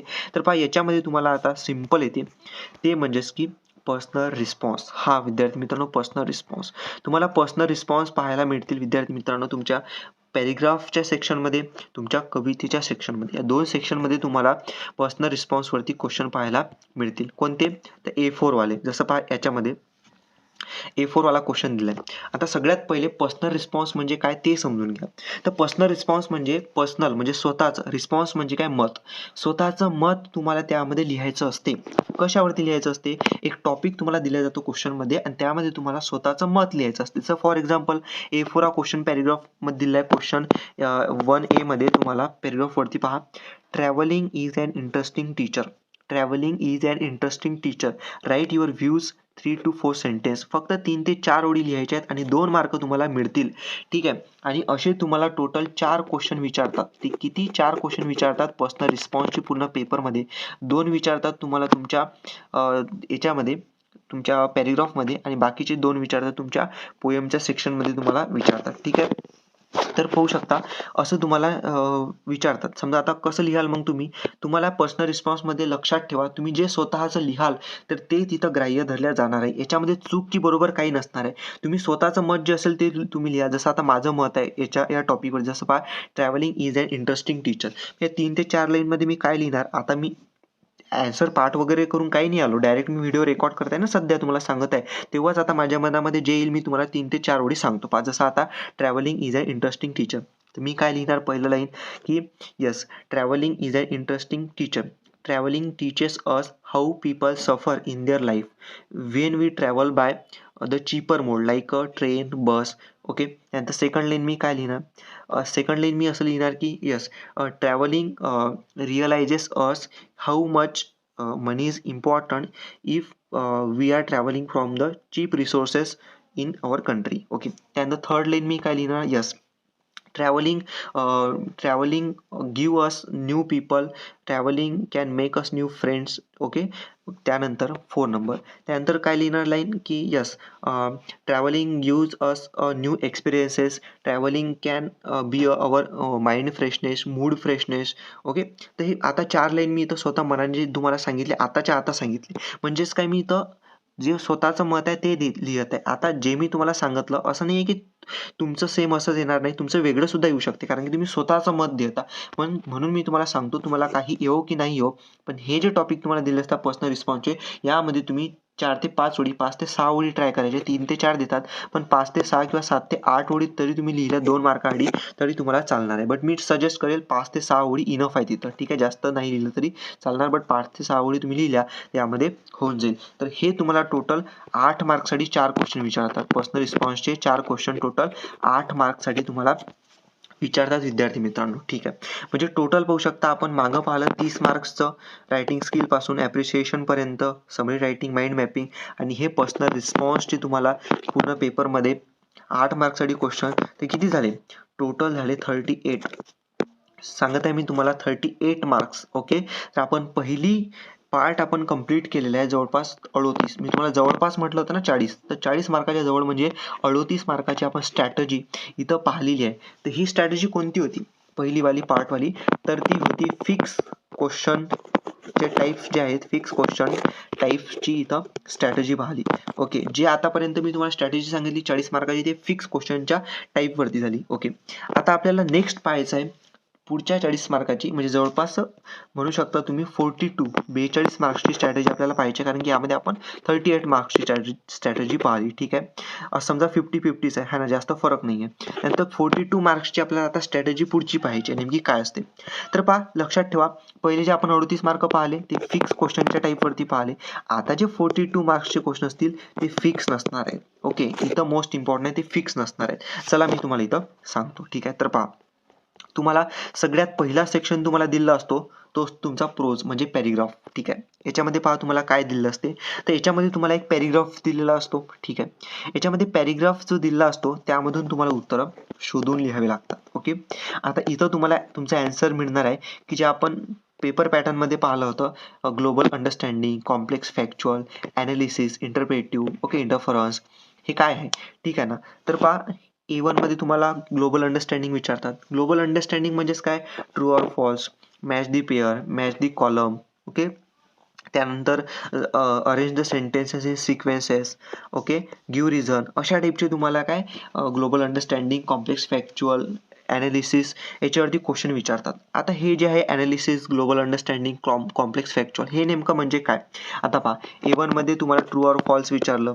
ओके, त्यानंतर A2 मध्ये तुम्हाला विचारलेलं आहे मॅच दी कॉलम, म्हणजे जोड्या जुळवा असं विचारलेलं आहे. त्यानंतर A3 मध्ये तुम्हाला गिव्ह रिझन विचारलेलं आहे. आता हे जे पहिले 3 क्वेश्चन असणार आहेत तुमचे, ओके, तर हे तुमचे असणार आहेत पॅरिग्राफशी रिलेटेड. म्हणजे जे पॅरिग्राफ दिलेला आहे तुम्हाला, तो पॅरिग्राफ तुम्हाला वाचायचा आहे. वाचल्यानंतर तुम्हाला तो समजून घ्यायचा आहे आणि तुम्हाला सांगायचं आहे जे दिलं आहे question, true or false, match the pair, fill in the blanks, okay, match the column, जे असेल ते तुम्हाला इथं शोधून लिहावे लागणार आहे. ठीक आहे, आता मी तुम्हाला म्हटलं की फिक्स नाही आहे. का फिक्स नाही आहे, कारण की तुमचा पॅरिग्राफच फिक्स नाही आहे. एवढं तुमचं टेक्स्टबुक तुम्हाला दिलेलं आहे आणि त्या टेक्स्टबुकमधून तुम्हाला कोणता पॅरिग्राफ येणार आहे हे माहिती नाही आहे आणि कोणीच तुम्हाला नाही सांगू शकत. तुम्ही कितीही रिसर्च करा, किती पास्ट इयरचे क्वेश्चन पेपर वगैरे सॉल्व्ह करा, बट कोणीच सांगू शकत नाही कोणता पॅरिग्राफ तुम्हाला येईल. हा, रिपीट होऊ शकते पॅरिग्राफ, यामध्ये काही म्हणजे शंका नाही आहे, बट कोणता रिपीट होईल हे पण सांगू शकत नाही. ठीक आहे, म्हणून मी सांगत आहे फिक्स नाही आहे. बट इम्पॉर्टंट म्हणजेच काय, हे वाले क्वेश्चन एकदम सिम्पल असतात. ठीक आहे ना, जे मी तुम्हाला फिक्स वाले क्वेश्चन सांगितले ना ते तर सिम्पल आहेतच, बट त्याच्याही पेक्षा सिम्पल असतात हे वाले क्वेश्चन, जे की पॅरिग्राफवरती बेसवरती तुम्हाला विचारतात आणि पोएमच्या बेसवरती तुम्हाला विचारतात. ठीक आहे, पहिले आपण पॅरिग्राफ पाहतो. ओके, मग तुम्हाला काय करायचं आहे, सगळ्यात पहिली इम्पॉर्टंट गोष्ट तुम्हाला काय करायचं आहे जेणेकरून हे क्वेश्चन आपण सिम्पल पद्धतीने सोडवू शकतो.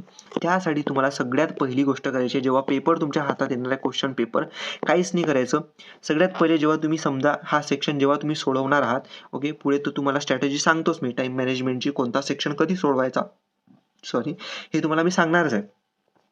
पण त्या अगोदर काय करायचं, मग समजा सेक्शन 1 तुम्ही घेतला, समजा प्रोज सोडवण्याआधी सगळ्यात पहिली गोष्ट तुम्हाला करायची, हा जो पॅरिग्राफ तुम्हाला दिलाय तो तुमच्या पुस्तकामधला असो किंवा बाहेरचा अनसीन पॅज असो, तो तुम्हाला एकदम पद्धतशीर वाचायचा आहे, रीड करायचा आहे. हा, तुम्हाला 5 मिनिट लागले चालतील हा पूर्ण पॅरिग्राफ वाचण्याआधी, बट तुम्हाला तो वाचायचा आहे. फक्त वाचायचा नाही तर अंडरस्टँड करून घ्यायचा आहे, समजून घ्यायचा आहे. का, कारण की बा, जर तुम्हाला पॅरिग्राफ समजेल, पॅरिग्राफ समजला तर तुम्हाला या बेसिसवरती जे क्वेश्चन तुम्हाला दिले आहेत, true or false, match the pair, fill in the blank, जे सुद्धा असेल तर ते तुम्ही इझिली सोडवू शकता. ठीक आहे, पण जर तुम्ही असं केलं, डायरेक्ट क्वेश्चनवरती गेले आणि क्वेश्चन पाहिला, तुम्ही कन्फ्यूज होऊन जाल, हा क्वेश्चन काय दिलेला आहे, तुम्ही डायरेक्टली शोधाल, अरे याचं उत्तर कुठे शब्द दिसते का, हा इथं दिसते आहे, तिथं दिसते आहे, तुम्ही चुकीचं उत्तर लिहिणार. मी 100% सांगतो, इथं मार्क्स तुमचे 100% जाणार आहेत. मी कोणती स्ट्रॅटेजी यूज केली होती, मी ही स्ट्रॅटेजी यूज केली होती, पहिले पॅरिग्राफ वाचायचा, कॉन्सन्ट्रेशनने वाचायचा, 5 मिनिट लागले तरी चालतील, 7 ते 8 मिनिट जरी लागले तुम्हाला काही प्रॉब्लेम नाही, पण ते 7 ते 8 मिनिट म्हणजे तुमची इन्व्हेस्टमेंट असणार आहे. कारण की ते 7 ते 8 मिनिट जर तुम्ही चांगल्या पद्धतीने समजून घेऊन पॅरिग्राफ वाचला तर तुम्ही काही सेकंदात सुद्धा पुढचे क्वेश्चन आन्सर सोडवू शकता. एवढं लक्षात ठेवा. ओके, आणि हे तुम्हाला करायचंच आहे, तरच तुम्ही यामध्ये चांगले प्रश्न सोडून मार्क्स घेऊ शकता. ठीक आहे, समजलं तुम्हाला की पेपर पॅटर्ननुसार ग्लोबल अंडरस्टँडिंग, त्यानंतर कॉम्प्लेक्स फॅक्च्युअल आणि ॲनालिसिस, हे जे 3 क्वेश्चन येतात A1, A2 आणि A3, ओके, पहिल्या पॅरिग्राफवरती या टाईपचे असतात, true or false, match the pair, fill in the blanks, match the column, अशा टाईपचे, अरेंज द सेंटेन्सेस, अशा टाईपचे. ठीक आहे, हे तुम्हाला समजलं. ठीक आहे, हे झाले तुम्हाला, आणि प्रत्येकाला 2 मार्क असतात, टोटल 6 मार्कसाठी. आणि हे तर तुम्हाला मी सांगितलेलंच आहे, A4 पर्सनल रिस्पॉन्स, A5. ठीक आहे, आता A5 मध्ये काय असते पहा, A5 मध्ये असतं तुमचं डू ॲज डायरेक्ट. लक्षात ठेवा डू ॲज डायरेक्ट म्हणजे काय. जिथं तुम्हाला डू ॲज डायरेक्ट दिसते तर समजून चाला तुमचं आलं ग्रामर. ठीक आहे, तुमचं आलं ग्रामर. डू ॲज डायरेक्ट म्हणजे आलं तुमचं ग्रामर विद्यार्थी मित्रांनो. ठीक आहे, तर ग्रामर म्हणजे कोणतं मग. आता 12वी मध्ये आहे मग ग्रामर एकदम हायफाय लेवलचं येणार आहे का, नाही. 12वी मध्ये जरी असलं तर ते तुम्हाला ग्रामर एकदम सिम्पल पद्धतीचं राहणार आहे. मी सांगतो तुम्हाला ग्रामर एकदम सिम्पल पद्धतीचं राहणार आहे. जेवढं तुम्ही सिम्पल तुमचा स्टडी ठेवणार आहात तेवढं तुम्हाला चांगले पद्धतीचे पेपर सोडवू शकता. ठीक आहे, सिम्पल ग्रामर म्हणजेच काय, तुमचं चेंज द व्हॉइस आहे. डू ॲज डायरेक्टमध्ये टेन्स झाले तुमचे, त्यानंतर चेंज द व्हॉइस आहे, त्यानंतर use to, okay, no sooner than, no sooner did, अशा टाईपचं एकदम सिम्पल म्हणजे 10वी लेवलचं जे ग्रामर आहे ना ते तुम्ही बेसिक करा. त्यानंतर थोडंफार जे ॲडव्हान्स असेल, ओके, ते तुम्ही करा थोडंफार ॲडव्हान्स. तुमचं इथं ग्रामरचे मार्क्स मी सांगतो फिक्स आहेत तुमचे. ठीक आहे ना, तर हे डू ॲज डायरेक्टमध्ये तुम्हाला हे विचारतात पाहू शकता. 2 मार्क हे 2 मार्क हे म्हणजे A5 आणि A6 मध्ये 2 क्वेश्चन तुम्हाला विचारतात. ठीक आहे, टोटल 4 मार्क्ससाठी. त्याच नंतर पुढेच तुम्हाला याचमध्ये B1 क्वेश्चन येतो, डू ॲज डायरेक्टचाच येतो. टोटल किती, 4 मार्क्ससाठी. ठीक आहे ना, डू ॲज डायरेक्टचाच क्वेश्चन येतो. जसं आता याच्यामध्ये काय आलेलं आहे की identify and rewrite the correct indirect narration. Direct indirect मधला क्वेश्चन आहे हा. ओके, हा क्वेश्चन विचारतात. आणि लँग्वेज स्टडीमध्ये सुद्धा तुम्हाला ग्रामरच विचारतात. टोटल किती, 4 मार्क्ससाठी 2 क्वेश्चन विचारतात. यामध्ये ऑप्शन तुम्हाला दिलेले असतात, ते तुम्हाला पाहू शकता. मॉडेल ऑक्झिलरी वरती हा क्वेश्चन तुम्हाला दिलेला आहे. त्यानंतर अशा टाईपचेच तुम्हाला ग्रामरचे क्वेश्चन विचारतात. ठीक आहे ना, त्यानंतर याचमध्ये तुम्हाला एक क्वेश्चन दिला असतो, spot the error and rewrite the correct sentence. ठीक आहे, तुम्हाला एक सेंटेन्स दिला जाते, त्याच्यावरती तुम्हाला स्पॉट करायचा असतो एरर, म्हणजे वाक्यामध्ये कोणतीच चूक आहे बा. ठीक आहे ना, वाक्यामध्ये एखादा शब्द चुकीचा दिला असतो किंवा एखादा जो शब्द असतो त्याचं स्पेलिंग वगैरे, किंवा त्याचा एक असा शब्द असतो की त्याचं म्हणू शकता अर्थ नाही आहे त्याला पद्धतशीर. ठीक आहे ना, असं तुम्हाला दिलेला असतो. तर ते तुम्हाला ओळखायचं असतो आणि ते ओळखून तुम्हाला वाक्य पुन्हा लिहायचं असते. याच्यासाठी तुम्हाला 1 मार्क दिलेला असतो, स्पॉट दी एरर म्हणून. ठीक आहे, तर हे झालं मी तुम्हाला सांगितलं सीन पॅसेजवरती तुम्हाला विचारतात. ठीक आहे, एकच गोष्ट लक्षात ठेवा, ग्रामर तुम्हाला पूर्ण पेपरमध्ये 15% वेटेज आहे. म्हणजे टोटल 7 मार्क, 80 पैकी 7 मार्कासाठी तुम्हाला ग्रामर येणार आहे. म्हणजे असं जास्त टेन्शन घेऊ नका. एकदम बेसिक ग्रामर तुम्ही करून जा. मी सांगतो बेसिक ग्रामर तुम्ही करून गेले ना तुम्हाला सगळं येऊन जाणार. आणि थोडं ॲडव्हान्स तुम्ही हुशार असाल, थोडं ॲडव्हान्स करा आणि बेसिक ग्रामर करा. तुमचे ग्रामरचे 7 मार्कापैकी तुम्ही चांगले मार्क घेऊ शकता, मी गॅरंटी घेतो. ठीक आहे ना, 15% वेटेज आहे तुमचं 80 पैकी पूर्ण बोर्डच्या पेपरमध्ये, म्हणून त्याचं टेन्शन एवढं तुम्ही घेऊ नका. मी जे सांगत आहे तुम्ही ते नक्की करा. ठीक आहे, तर तुम्हाला समजलं की पॅरेग्राफ इम्पॉर्टंट आहे. पॅरेग्राफ वाचल्यानंतर तुम्हाला जे क्वेश्चन दिलेले असतात, global understanding, complex factual, interpretation, analysis जे असेल सोडवायचे असतात. त्यानंतर पर्सनल रिस्पॉन्स पाहिलं, ग्रामर पाहिलं, हे तुम्हाला तुमच्या पॅरेग्राफवरती दिलेलं असते. ठीक आहे, आता सेम जसं पहिल्या पॅरेग्राफवरती मी तुम्हाला सगळं समजून सांगितलेलं नाही, सेम अशीच कहाणी आहे तुमची पुढच्या पॅरेग्राफची. कोणती, A2 ची. म्हणजे क्वेश्चन 2A जो आहे याच्यावरती तुम्हाला अनसीन जो पॅसेज दिला असतो याच्यावरती सुद्धा तुम्हाला सेम क्वेश्चन दिलेले असतात. सेम म्हणजेच काय, एक पॅरेग्राफ दिला आहे, तो तुम्ही वाचा, तो तुम्ही समजून घ्या आणि त्या पॅरेग्राफच्या बेसवरती तुम्हाला खाली दिलेला आहे, तुम्ही स्वतःच पाहून घ्या. इथं तुम्हाला दिलं आहे A1 A2, काय दिलं आहे, define the theme of the extract. आता तुम्हाला पॅरेग्राफ वाचल्यानंतर तुम्हाला समजणार ना की पॅरेग्राफची थीम नेमकी कोणती आहे ना.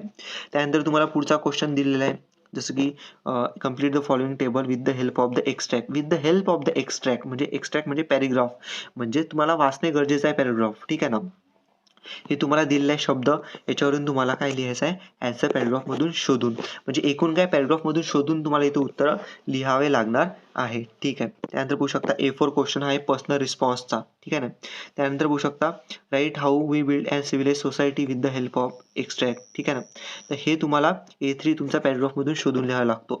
तर A1 A2 A3 नेहमी लक्षात ठेवा, दोन्ही पॅरेग्राफमध्ये सीन अनसीन तुमच्या पॅरेग्राफमधून शोधून ते उत्तर लिहावं लागतात. A4 नेहमी पर्सनल रिस्पॉन्स. आणि त्यानंतर सेम पाहू शकता डू ॲज डायरेक्ट म्हणजे तुमचं ग्रामर, A5 आणि A6 तुमचं ग्रामर. ठीक आहे ना, आणि समरी रायटिंग, माइंड मॅपिंग मी तुम्हाला फिक्सवाल्या क्वेश्चनमध्ये एक्सप्लेन केलेलंच आहे. ठीक आहे, तर हे तुम्हाला समजलं असेल सीन अनसीन पॅसेजवरती. ठीक आहे, त्यानंतर पुढचा पहा तुम्हाला पोएट्री. पोएट्रीमध्ये तुम्हाला सुद्धा सेम तुम्हाला A1 A2 आणि तुमचं A3. ठीक आहे ना, A1 A2. आता A3 तुम्हाला दिला आहे तो पर्सनल रिस्पॉन्स दिलेला आहे, म्हणजे स्वतःचं मत तुम्हाला लिहायचं आहे. पोयममध्ये क्वेश्चन दिलेला असतो. आणि A1 A2 जे क्वेश्चन आहेत पाहू शकता, A1 आणि A2 तुम्हाला पोयम दिले आहे, पोयममधून शोधून तुम्हाला इथं लिहावे लागतात. ठीक आहे ना, हे सिम्पल आहे, तुम्हाला मी सांगितलं. ठीक आहे. त्यानंतर पाहू शकता पुढे जसं जातो आपण ॲप्रिसिएशन मी तुम्हाला सांगितलं, रायटिंग स्किल्ससुद्धा मी तुम्हाला इथं सांगितलेलं आहे. ठीक आहे. तर आता मी तुम्हाला पोयम आणि पॅरेग्राफ सांगितलेलं आहे जे की तुम्हाला इथं दिलेले असतात आणि त्यामधून तुम्हाला शोधून उत्तरं लिहावे लागतात. तर ही स्ट्रॅटेजी आपण पाहतो जे की फिक्स वाले क्वेश्चन नाही आहे. आता पोयम कोणती येणार आहे, फिक्स आहे का, नाही आहे फिक्स. ठीक आहे. पण एक पोयम येणार आहे हे तुम्हाला 100% इथं गॅरंटीड असते है ना. ठीक आहे. हे तुम्हाला समजलं असेल. त्यानंतर पुढचा सेक्शन आहे तुम्हाला तो म्हणजेच की नोवेलचा. ठीक आहे. तर नोवेलचा सेक्शन आहे तुम्हाला विद्यार्थी मित्रांनो. तर नोवेल सेक्शनमध्ये काय तर पहा एकदम लास्टचा सेक्शन आपण इथं पाहतो आणि लक्षात ठेवा अजून एक स्ट्रॅटेजी आपली राहिलेली आहे. व्हिडिओ खूप मोठा होत आहे मला माहिती आहे, पण आपल्याला एक स्ट्रॅटेजी राहिलेली आहे ते म्हणजेच की टाईम मॅनेजमेंटची. ती टाईम मॅनेजमेंटची स्ट्रॅटेजी तुमच्यासाठी पाहणं खूप गरजेचं आहे. ती तुम्हाला समजली तर सगळं तुम्हाला इथं समजून जाणार आहे. ठीक आहे. तर पहा सेक्शन 4 आहे तुम्हाला नोवेल. आता नोवेलच्या सेक्शनमध्ये तुम्हाला काय दिलेलं आहे पहा. नोवेलमध्ये तुम्हाला विद्यार्थी मित्रांनो 4 क्वेश्चन विचारतात. Question 5A, question 5B, question 5C आणि क्वेश्चन 5D. 4 नोवेल तुम्हाला दिलेले आहेत. याच्यामध्ये सिंपल गोष्ट सांगतो मी तुम्हाला. तर पहा याच्या अगोदर काय होत होतं, तुमचा पॅरेग्राफ तुम्हाला देतात, उत्तर शोधून लिहा. ओके. तुमची पोयम तुम्हाला देतात, त्यामधून उत्तर शोधून लिहा. बट नोवेलमध्ये तसं नाही आहे. नोवेलमध्ये डायरेक्टली तुम्हाला क्वेश्चन देतात, कोणताच पॅरेग्राफ पोयम तुम्हाला देत नाहीत. नोवेलमध्ये डायरेक्टली तुम्हाला क्वेश्चन देतात. ठीक आहे ना. तर याच्यासाठी एक सिंपल स्ट्रॅटेजी मी तुम्हाला सांगतो, ते म्हणजेच की तुम्हाला 4 टोटल तुमचे हे दिलेले आहेत. काय दिलेले आहेत, नोवेल दिलेले आहेत तुमच्या टेक्स्टबुकमध्ये. ठीक आहे ना. 4 नोवेल तुमच्या टेक्स्टबुकमध्ये तुम्हाला दिलेले आहेत. ओके. हिस्ट्री ऑफ नोवेलपासून द 4 साइन ओके ना, हे तुम्हाला दिलेलं आहे. द साइन ऑफ 4 हे तुम्हाला नोवेल दिलेले आहेत. ओके. तर तुम्हाला काय करायचं आहे, या 4ही नोवेलसाठी एक स्ट्रॅटेजी सांगतो. सगळ्यात पहिले फॉर एक्झाम्पल पहिला नोवेल आहे हिस्ट्री ऑफ नोवेल. ठीक आहे ना. तर हिस्ट्री ऑफ इंग्लिश नोवेल हा तुम्हाला टेक्स्टबुकमधून जायचा आहे, टेक्स्टबुकमध्ये हिस्ट्री ऑफ नोवेल पाहायचं आहे. नंतर काय करायचं आहे, यूट्यूबला यायचं आहे. यूट्यूबला तुम्ही history of novel Marathi explanation हा व्हिडिओ तुम्हाला सर्च करायचा आहे. हा व्हिडिओ सर्च केल्यानंतर जे सुद्धा कोणाचंही लेक्चर येऊ, ठीक आहे, माझं जर लेक्चर आलं तर माझं किंवा कोणाचंही लेक्चर येऊ ते तुम्हाला पाहायचं आहे. सिम्पल हिस्ट्री ऑफ नोवेल मराठीमध्ये एक्सप्लेन केलेलं समजून घ्यायचं आहे. जेव्हा तुम्ही ते समजून घ्याल, समजल्यानंतर तुम्हाला समजेल की हां हिस्ट्री ऑफ नोवेलमध्ये नेमकं काय दिलं आहे. ठीक आहे. त्यानंतर तुम्हाला यामध्येच हिस्ट्री ऑफ नोवेल तुमच्या पुस्तकामध्ये जे दिलेलं आहे त्याच्या लास्टला जो एक्झरसाइज दिलेला आहे त्यामध्ये जे क्वेश्चन तुम्हाला दिले आहेत ते तुम्हाला सॉल्व करायचे आहेत. ते क्वेश्चन सॉल्व करायचे आहेत तुम्हाला. त्यानंतर जे पास्ट डेचे क्वेश्चन पेपर आहेत त्यामधले नोवेलमध्ये हिस्ट्री ऑफ नोवेलचे जेवढे क्वेश्चन विचारले आहेत ते तुम्हाला सॉल्व करायचे आहेत. एवढं तुम्हाला करायचं आहे. त्यानंतर जेवढे क्वेश्चन तुम्हाला नोवेलमध्ये जिथं जिथं असतील तुमच्या नोट्समध्ये, तुमच्या 21मध्ये, तुमच्या कोणत्याही गाईडमध्ये दिले असतील ते तुम्हाला जायचे आहेत, सॉल्व करायचे आहेत. बस एवढं तुम्हाला 4ही नोवेलसाठी करायचं आहे. नोवेल घ्यायचा, मराठी एक्सप्लेनेशन यूट्यूबवरती पाहायचं, क्वेश्चन त्याचे एक्झरसाइजचे सॉल्व करायचे, नोट्समध्ये सॉल्व करायचे, पास्ट इयरच्या क्वेश्चन पेपरमधले सॉल्व करायचे. एवढं तुम्ही करा, गॅरंटीड तुम्हाला नोवेलमध्ये जे आहे मार्क्स मिळतील 16 पैकी. ठीक आहे. नोवेलचं मी तुम्हाला इथं सांगितलेलं आहे. तर पहा मी तुम्हाला पूर्ण 80 मार्काची पूर्ण स्ट्रॅटेजी सांगितलेली आहे. पहिले आपण 38 मार्कची स्ट्रॅटेजी फिक्सवाला क्वेश्चनवरती पाहिली. त्यानंतर आता आपण टोटल 42 मार्क्सची स्ट्रॅटेजी पाहिली. एक पॅरेग्राफची पाहिली, एक पोयमची पाहिली, एक नोवेलची पाहिली. ठीक आहे ना. हे सगळं मी तुम्हाला सांगितलेलं आहे. ठीक आहे. हे सगळं तुम्हाला समजलेलं असेल. इथपर्यंत तुम्ही आलेले आहात म्हणजे तुम्हाला एक आहे की हां ठीक आहे आपल्याला समजत आहे, बाबा दादा सांगत आहे, एक्सप्लेन करून सांगत आहे. पहा किती मिनिटाचा व्हिडिओ झाला आहे, खूप मोठा झाला आहे मला माहिती आहे. पण पहा तुमच्याकडे एवढी मेहनत सुरू आहे, तुमच्याकडून एकच आहे अजूनसुद्धा चॅनल सबस्क्राईब केलं असेल सबस्क्राईब करा, व्हिडिओ शेअर नक्की करा. 100% सगळ्या ग्रुपमध्ये तुमच्या शेअर करा मित्रांना, कुठं पण असो, इंस्टाग्राम, यूट्यूब कुठं पण तुम्ही इथं शेअर करा. ठीक आहे ना. त्यानंतर व्हॉट्सअपला शेअर करा, टेलिग्रामला शेअर करा आहे ना. आणि लाईक करून ठेवा आणि कॉमेंट्समध्ये सांगा तुम्हाला इथं समजत आहे का. ठीक आहे ना. एक कॉमेंट माझ्या मेहनतीसाठी तुम्ही इथं नक्की करा. ठीक आहे. नंतर पहा विद्यार्थी मित्रांनो, आता आपल्याला शेवटचा पॉईंट राहिलेला आहे तो म्हणजेच की टाईम मॅनेजमेंट, की जी आपली आहे ते म्हणजेच की टाईम मॅनेजमेंट. हा टाईम मॅनेजमेंट हे सगळ्यात मोस्ट इम्पॉर्टंट गोष्ट आहे जे की तुमचा पेपर चे मार्क्स तुमचे 100% इथं वाढवून देणार आहे. ओके. तर मी जे तुम्हाला टाईम मॅनेजमेंट सांगणार आहे तसं टाईम मॅनेजमेंट तुम्हाला कुठंच मिळणार नाही आहे. आणि जे तुम्हाला टाईम मॅनेजमेंट सांगणार आहे ते तुमचे मार्क्स इथं नक्की वाढवून देणार आहे. ठीक आहे. तर पहा सगळ्यात पहिले म्हणजे एक गोष्ट तुम्हाला क्लिअर करतो. तर पहा तुमचा 80 मार्काचा पेपर असतो आणि तो तुम्हाला 3 तासामध्ये सोडवायचा असतो. ठीक आहे. आता हा पेपर तुमचा लँग्वेजचा आहे, भाषेचा पेपर आहे, इंग्लिश भाषेचा. आणि 3 तासामध्ये 80 मार्काचा पेपर सोडवणे, टोटल 4 विभाग येतात तुम्हाला आणि एवढ्या विभागामध्ये पूर्ण पेपर सोडवणे 3 तासामध्ये हे खूप मोठी गोष्ट आहे. ठीक आहे. खूप जणांचा पेपर इथं बाकी राहून जाते. आणि सगळ्यात पहिली गोष्ट म्हणजे हा तुमचा फर्स्ट पेपर आहे, म्हणजे पहिला पेपरच तुमचा इंग्लिशचा होते. आणि इंग्लिशचा पेपर जेव्हा पहिला असतो तर थोडंफार प्रेशर असते आणि त्यामुळे तुमचा 3 तासामध्ये बऱ्याच जणांचा म्हणजे खूप चांगला अभ्यास वगैरे करून गेले त्यांचासुद्धा पेपर कंप्लीट लिहिणं होत नाही. त्यामुळे येऊन पेपर झाल्यानंतर सांगतात की दादा पेपर पूर्ण लिहून नाही झाला, ठीक आहे. त्यामुळे काय होते की त्यांचे मार्क्ससुद्धा यामध्ये कमी होतात.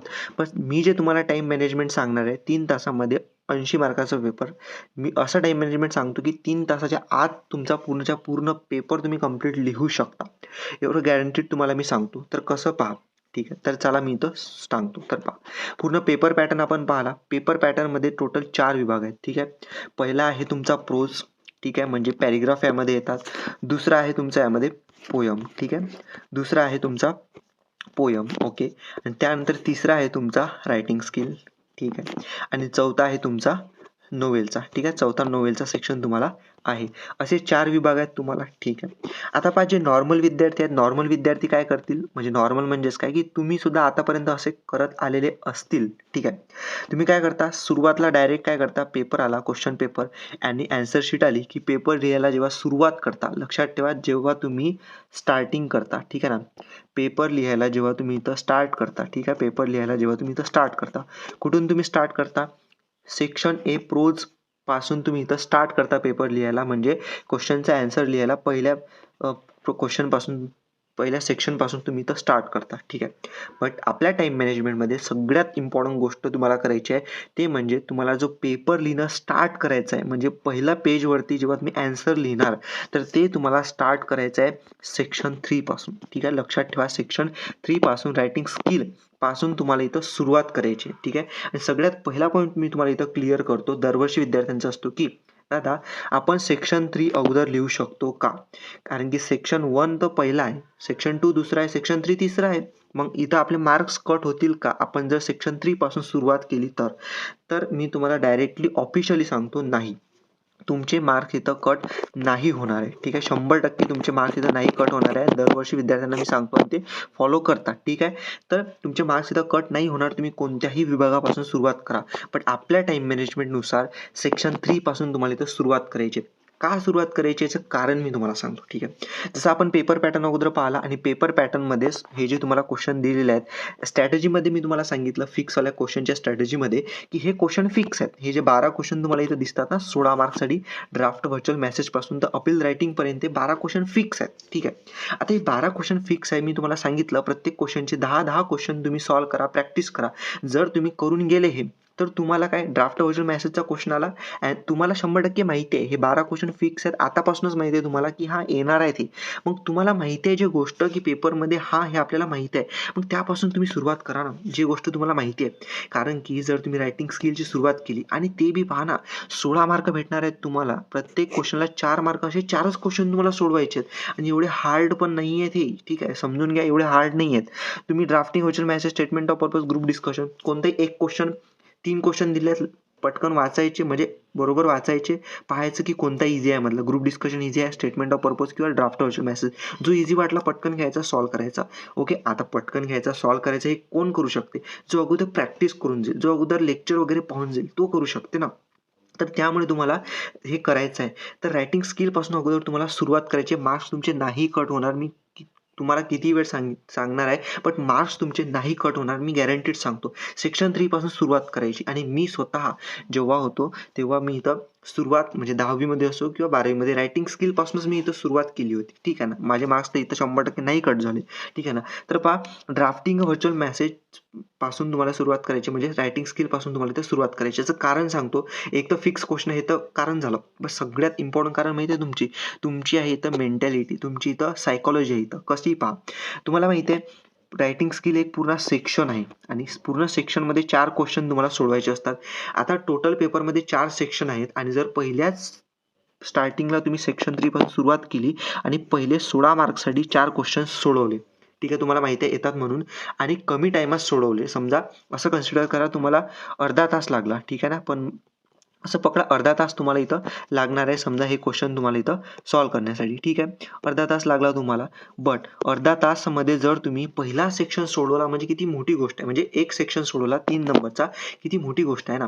जर तुम्ही हाच 3 नंबरचा सेक्शन अर्ध्या तासामध्ये सोडवला, ठीक आहे, कोणाला थोडा अजून टाईम लागेल किंवा कोणाला याच्यापेक्षा सुद्धा कमी टाईम लागेल, होते असं. ठीक आहे ना.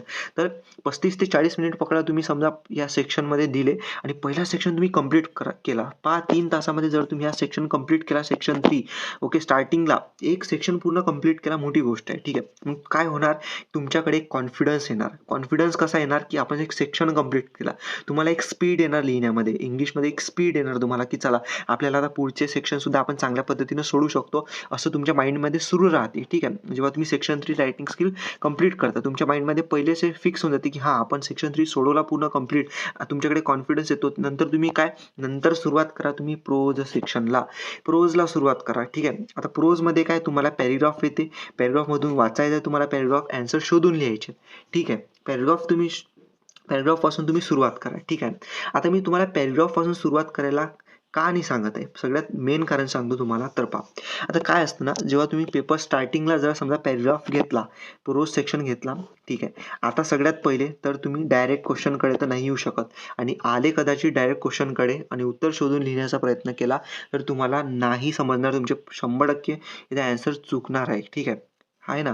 तुम्हाला काय करावं लागणार, अगोदर पॅरेग्राफ वाचावा लागणार, तो समजून घ्यावा लागणार, नंतर तुम्हाला इथं क्वेश्चन पाहावे लागणार, नंतर त्याचे आन्सर लिहावे लागणार आणि क्वेश्चन सुद्धा असे तसे नसणार आहेत. हे कृतीपत्रिका तुम्हाला माहिती आहे मराठीमध्ये, तसंच टाईपचं इंग्लिशची कृतीपत्रिका आहे, ॲक्टिव्हिटी शीट आहे. ठीक आहे ना. याच्यामध्ये तुम्हाला global understanding, complex fracture, interference and analysis, कधी कधी काय होते ना, असे तुम्हाला माइंड मॅपसारखे, जसं माइंड मॅप सांगितलं मी तुम्हाला, असे माइंड मॅपसारखे तुम्हाला बॉक्सेस वगैरे सारखे क्वेश्चन येतात. याच्यामध्ये काय होते ना, तुमचा टाईम जाते आणि टाईमच तर सगळ्यात इम्पॉर्टंट आहे ना. तुमचा टाईम जाते यामध्ये आणि त्यामुळे काय होते की प्रोज पहिल्या सेक्शनलाच तुम्हाला एवढा टाईम लागते ना सॉल्व्ह करायला, पहिले 5 ते 6 क्वेश्चन, याच्यामध्ये खूप वेळ जातो तुमचा. आणि जर वेळ याच्यामध्ये गेला नंतर पुढचे जे क्वेश्चन राहतात तुमच्या माइंडमध्ये एक येते की अरे याला या क्वेश्चनला एवढा टाईम लागला, आता पुढचे क्वेश्चन कसे सॉल्व्ह होतील. तुमच्या माइंडमध्ये हे नाही चालणार की पुढचा क्वेश्चन कसा सॉल्व्ह करायचा, तुमच्या माइंडमध्ये हे चालणार की अरे याला एवढा टाईम लागला, आता पुढचे क्वेश्चन कसे सॉल्व्ह होतील, पुढचे तर अजून 2-3 सेक्शन बाकी आहेत. तुम्ही असं विचार करणार आणि त्यामुळे काय होणार की तुमचा माइंडसेट खराब होणार आणि पेपरमध्ये तुम्ही काय, तुमची स्पीड नाही येणार तुम्हाला. ठीक आहे ना, हे समजून घ्या तुम्ही. हे पूर्ण सायकोलॉजीचा गेम आहे हा पेपर सोडवणे सुद्धा. ठीक आहे ना. असं तुम्हाला म्हणून मी सांगितलं, रायटिंग स्किलपासून जे फिक्स आपल्याला अगोदरपासून माहिती आहे येते ते त्यापासून तुम्ही सुरुवात करा, नंतर तुम्ही प्रोजला इथं सुरुवात करा. ठीक आहे ना. नंतर प्रोजला सुरुवात केली, प्रोज नंतर पहिले 2 एक सीन एक अनसीन पॅसेज सोडवा, नंतर समरी रायटिंग, माइंड मॅपिंग सोडवा, नंतर पोएम सोडवा तुम्ही, है ना, नंतर पोएम सोडवा. ठीक आहे, किंवा तुम्ही असं करू शकता, पहिले रायटिंग स्किल सोडवली, नंतर तुम्ही पोएट्री सेक्शनकडे या, कारण की बऱ्याच जणांचं असते की ठीक आहे आपल्याला माहिती आहे ॲप्रिसिएशन येते. ठीक आहे ना, मग किंवा तुम्ही रायटिंग स्किल सोडवल्यानंतर पोएट्रीकडे या, ओके, ॲप्रिसिएशन सोडवा, हे पोएमचे क्वेश्चन सोडवा. ठीक आहे ना, असं करू शकता. बट मी सजेस्ट करेल अगोदर रायटिंग स्किल सोडवा, नंतर प्रोजचा सेक्शन सोडवा आणि नंतर पोएट्रीचा सेक्शनकडे या आणि लास्टला तुम्ही सोडवा तो म्हणजे नोवेल. ठीक आहे ना.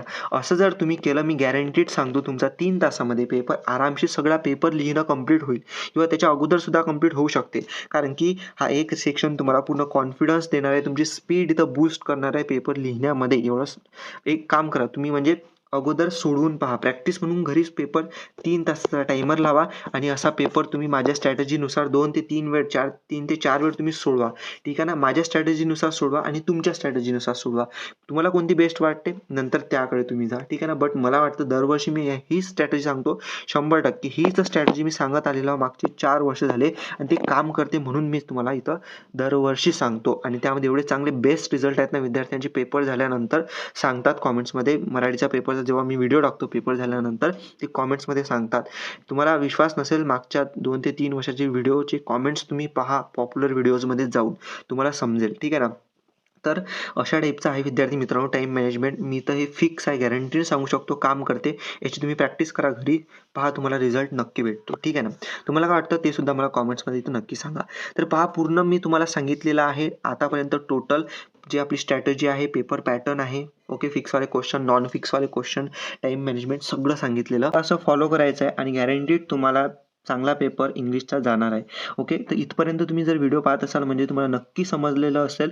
मला कॉमेंट्समध्ये नक्की सांगा आणि अजून एक रिक्वेस्ट आहे, व्हिडिओ तुम्ही जास्तीत जास्त शेअर करा. ठीक आहे. तुम्हाला माहिती आहे 1 मिलियन याला व्ह्यूज एवढं आपलं टार्गेट आहे विद्यार्थी मित्रांनो, तुम्ही ते कंप्लीट नक्की करू शकता कारण की एवढ्या पद्धतीनं मी तुम्हाला सिम्पल एक्सप्लेन केलेलं आहे. ठीक आहे, म्हणून तुम्ही नक्की शेअर करा. 1 मिलियनचं आपलं व्ह्यूजचं इथं टार्गेट आहे. एवढ्या विद्यार्थ्यांनी हा व्हिडिओ पाहायला पाहिजे, त्यांच्यापर्यंत हे पोहोचायला पाहिजे. ठीक आहे, तर नक्की शेअर करा जास्तीत जास्त आणि लाईक करून ठेवा, कॉमेंट्स करून ठेवा, तेव्हाच तो जास्त विद्यार्थ्यांकडे आपला व्हिडिओ पोहोचेल. ठीक आहे, थँक्यू.